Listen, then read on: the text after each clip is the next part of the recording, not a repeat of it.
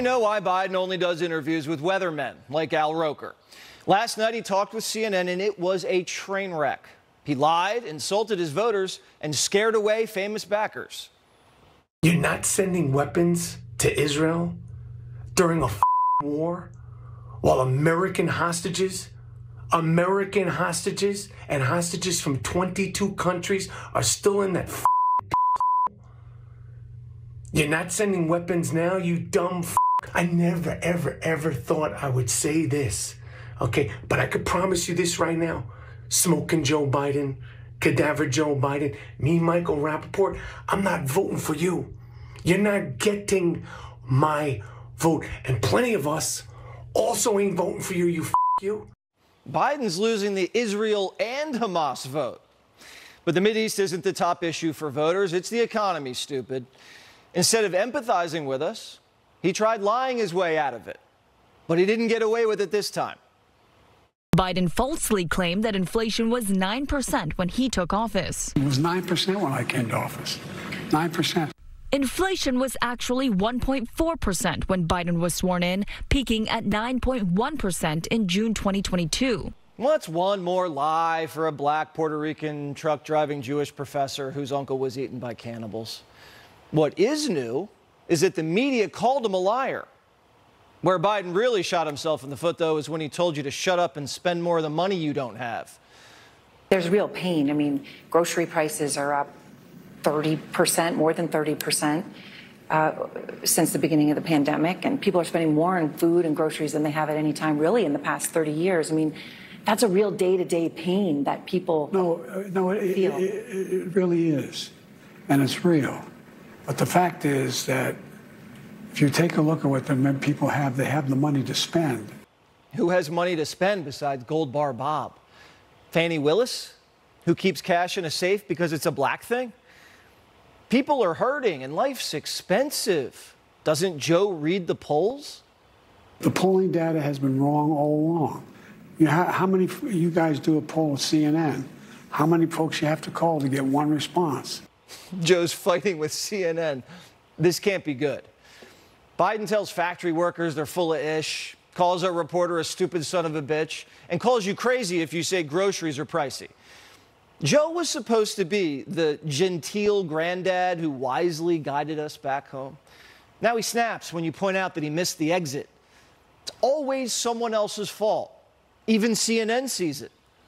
That sounds like somebody in Washington telling people you're wrong, and whatever your party is, voters don't process it that way. They don't like that. Definitely don't like being told they're wrong, because it's how they're actually experiencing the economy personally. They don't like people in Washington telling them they're wrong.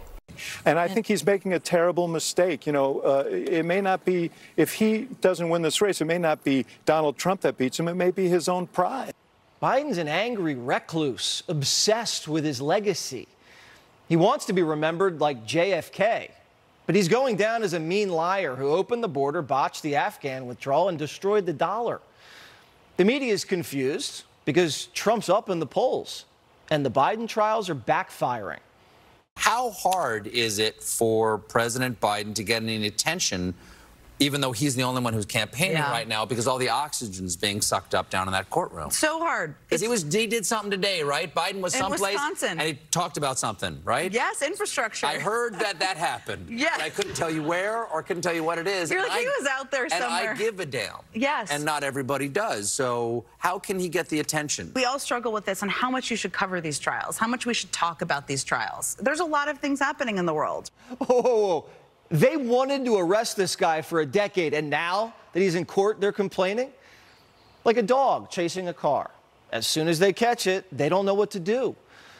Democrats aren't happy no matter what happens. Has anyone ever noticed that there's just no happiness on the left? They're not happy. They're not happy people. There's a lot of anger, confusion, and sadness in the Democrat Party. If anyone's read Get It Together, you know they could use a therapist. I'd like to call the part of this segment Therapy with Hillary, if I may, because she's now going to become, she needs another role, therapist. Well, Mika, I'm happy to go to therapy with you anytime, because clearly the pressure and the stress on our system, our country, our Constitution, our future is so intense. For those of us who understand what's at stake. If anybody needs therapy, it's Hillary. She never got over 2016, and she's married to Bill.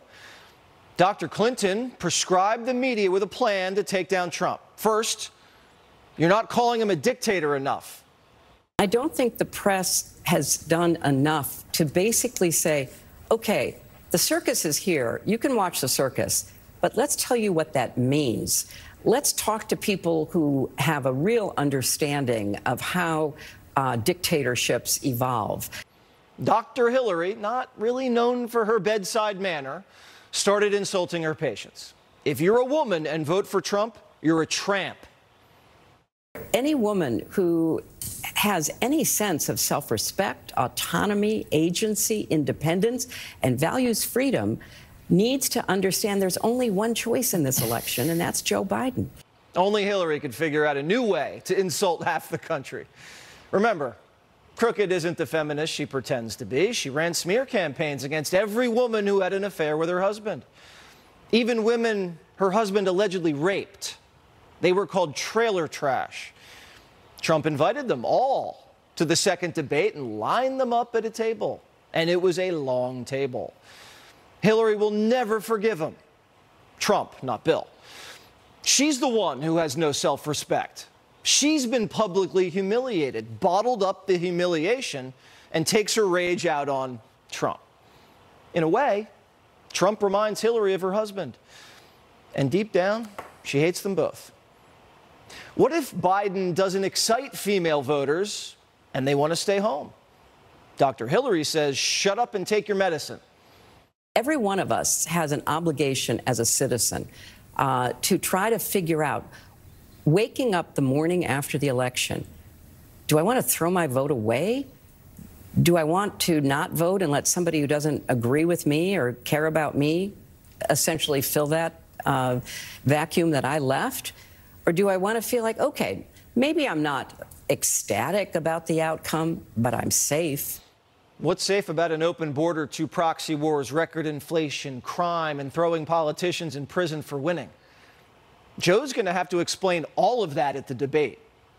Dear Joe, now that you've committed to debate on the ratings-challenged Howard Stern show, let's set it up right now.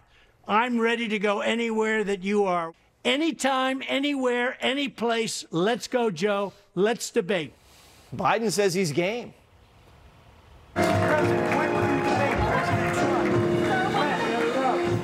Now, if Biden does show up at the debate, remember the playbook. Trump's a dictator, economy's fine, you have money to spend.